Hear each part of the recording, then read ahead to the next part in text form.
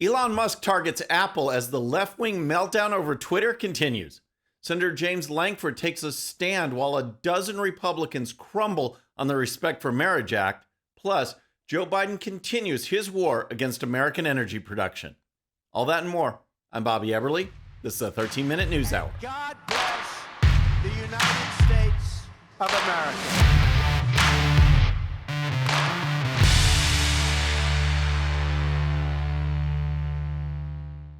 Okay, friends, welcome to the show. Happy Wednesday. I hope you're having a great week. If you're new to the show, thank you so much for tuning in. We're going to start with Elon Musk, Apple, and the left-wing meltdown that continues as Musk pushes for a return to free speech and the reckoning that seems to be approaching regarding Twitter's past practices of overtly censoring conservatives while giving radicals a pass. First, regarding the latter, Musk posted the following on the platform he now owns. The Twitter files on free speech suppression soon to be published on Twitter itself. The public deserves to know what really happened. A little later on Monday, Musk added to his announcement on Twitter's internal documents by tweeting this. This is a battle for the future of civilization.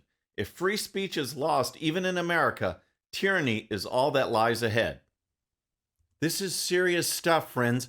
Not only is Musk correct on his assessment of free speech in general, but he's also correct in the need to get to the bottom of what Twitter actually did in the past. Think about it. The left loves to blast Republicans and conservatives over the 2020 election, calling some people election deniers, even though Hillary Clinton and Stacey Abrams are some of the biggest election deniers of all. But that's a different story. Here's the deal. If these internal documents show that Twitter actively suppressed conservative voices and news stories and campaign messaging, this means the company knowingly interfered in an election. Forget ballots and voting machines. By manipulating content and suppressing stories like Hunter Biden's laptop, this left-wing company possibly changed the outcome of an election. There's no doubt that people should go to jail over this. And so, you can see why the left is nervous. And the push to bring down Twitter is increasing. Companies are being pressured not to advertise on the platform, and others like Apple are threatening other action. Apple is hinting that Twitter might be shut out of the App Store. And why? Because Elon Musk actually supports free speech. Here's CNN's report, which of course sides with Apple. But what can you tell us about what's going on now? Yeah, so Apple basically have a quality control in their app store. So before anything can go on your phone, they will go through apps to make sure, one, there's not viruses or kind of spyware on it that could end up spying on you. But also they have quality controls in place when it comes to hate speech and also COVID misinformation. Obviously, what we're seeing with Elon Musk now is that he is tearing apart the rulebook at Twitter. And I think what we're seeing is that potentially Apple might have some problems with it. See, it's the standard party line. CNN talks about hate speech and COVID misinformation. What that's code for is information that the left doesn't want you to hear. Information that goes against the approved leftist narrative. Open things up for actual debate and discourse? Oh no, can't have that. Here's more from CNN. We learned overnight, I want to show you this from the Twitter website, Twitter had a misinformation policy against COVID misinformation in place since 2020. That is no more. They have ripped that up. As part of that policy, 11,000 accounts were suspended, were banned. We may see many of those accounts coming back. That is something that Musk has promised. He said accounts that were banned would be coming back. What CNN and other media outlets won't say, of course, is that almost everything labeled as COVID misinformation was actually true. People were banned from speaking the truth, and now Apple might be trying to work over Elon Musk to keep censorship in play. In response to Apple's threat to remove Twitter from the App Store, Musk said, "Fine, I'll just build my own phone." So what should Musk do? And what do you think the fallout will be when he does release the files on Twitter censorship? Let me know in the comments. All right. Next, let's talk about how Republicans caved on protecting religious liberty. But first, if you're new to the show or haven't subscribed yet, regardless of platform, just search out my name, hit that subscribe button, make sure notifications are turned on. That way you can follow the show and help us grow. Okay, next let's talk about Oklahoma Republican Senator James Lankford and a few other Republican senators who actually fought for religious liberty while a group of 12 Republicans threw the concept into the legislative dumpster by joining Democrats in supporting the so-called Respect for Marriage Act. Now recall, the Supreme Court has already ruled, even though not found in the Constitution, that there is a constitutional right to gay marriage. So this Respect for Marriage Act is not even needed. What it does do, however, is open the door for even more attacks on religious liberty. What happens when a church teaches that marriage is between a man and a woman, but the government says otherwise? We've already seen cases where the government won the day, but we are starting to see those cases turn in our direction. This new legislation is a direct attack on that progress. Here's the story. A bipartisan majority of the U.S. Senate approved the Respect for Marriage Act on Tuesday after rejecting on closed votes a trio of detailed amendments that sponsors claimed were required to protect the right of religious freedom of practice and expression. On a count of 61 to 36, the majority, including 49 Democrats and 12 Republicans, adopted a measure approved by the House of Representatives in July and that President Joe Biden has promised to sign. The House still must okay the Senate's minor revisions of the original proposal. The vote on the controversial proposal capped a series of procedural hurdles requiring at least 60 votes that proponents overcame with support from the chamber's 50 Democrats and the dozen Republicans who supported final passage. Now, the story in the Epoch Times has some great details on the amendments that were put forward to protect religious liberty, which were all defeated. Those amendments were from a straight majority vote, but we wouldn't even need those amendments, and the entire legislation would have died had Republicans not joined with Democrats to basically end debate. In his speech on the floor, Senator Lankford pointed out the problems in the bill, problems that are obvious and will just make attacks on churches, religious individuals, and religious organizations that much easier. Lankford noted the language could lead to organizations which have previously helped the government either to lose contracts or push aside religious beliefs. Lankford also rightly points to the bogus language in the bill that a person can seek out legal action if he or she felt harmed in some way. The bill doesn't define what constitutes harm, so let the lawsuits against bakers and venues and anyone else begin. Friends, religious liberty is a hallmark of America, and it has been steadily under assault by the left for decades. What's really shameful is that in this case, a dozen Republicans happily helped them out. All right, next we have Joe Biden's ongoing war against oil and gas production, especially if that oil and gas production occurs in the United States. Biden and his allies on the left want to destroy the fossil fuel industry, and make no mistake about it, this has nothing to do with protecting the environment. It's about crippling America and making us beholden to others for our energy production. In other words, it's about power.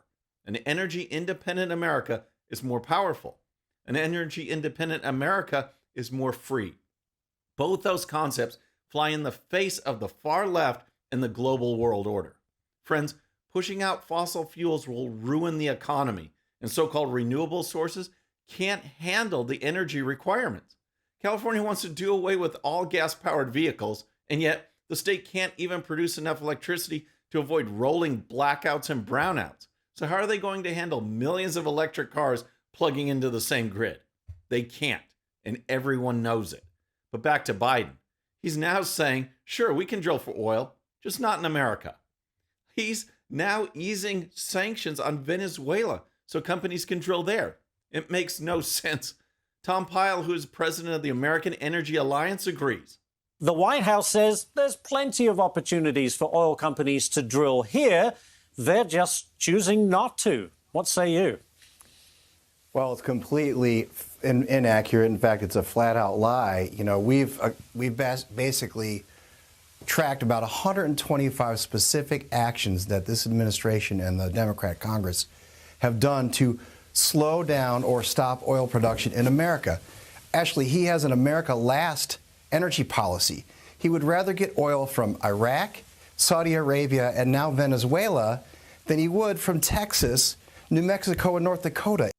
Pyle was asked by the host about the environmental issue, saying it was disingenuous to say that America can't drill for oil because of the environment, but it's okay for the Saudis or Venezuela or Iraq to do it.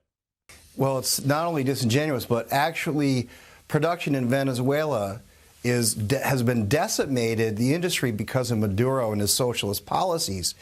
And they don't produce oil and gas as clean as we do here. Their oil is worse for the environment than our oil.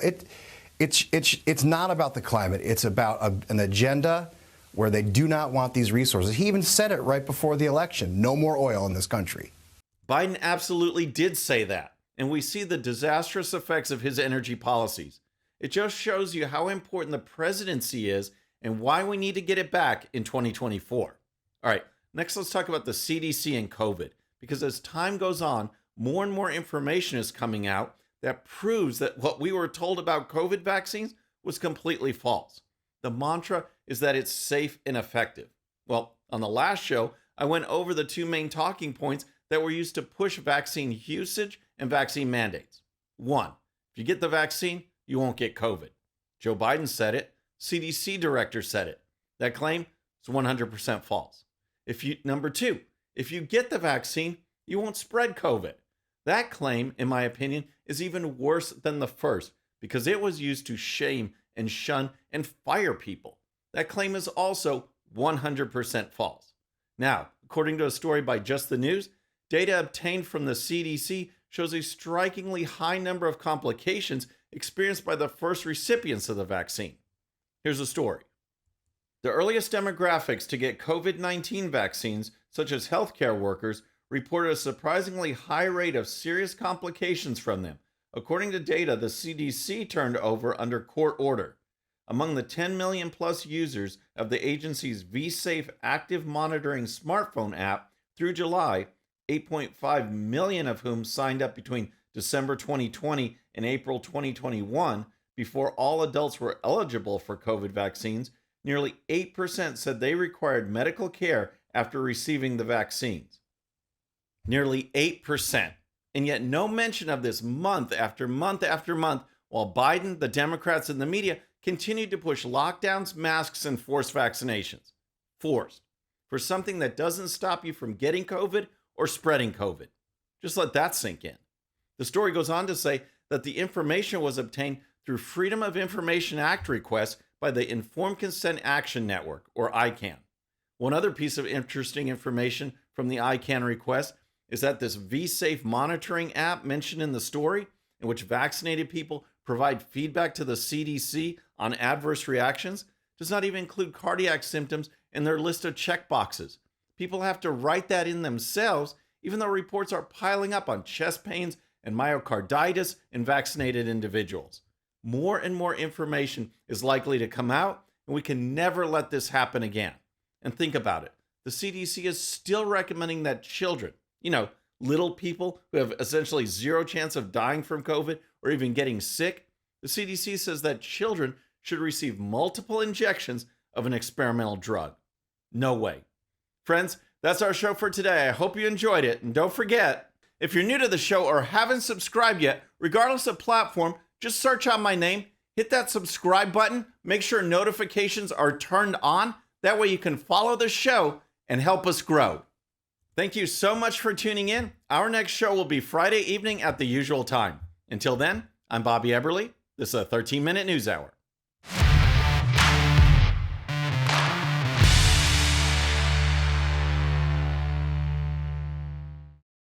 All right, friends, thanks again for tuning in. I really appreciate it. And before you go, please hit that subscribe button above. Once you do, tell your friends, share it, spread the word about the 13-minute news hour so we can keep growing. And for more great content, check out these videos right here, and I'll see you next time.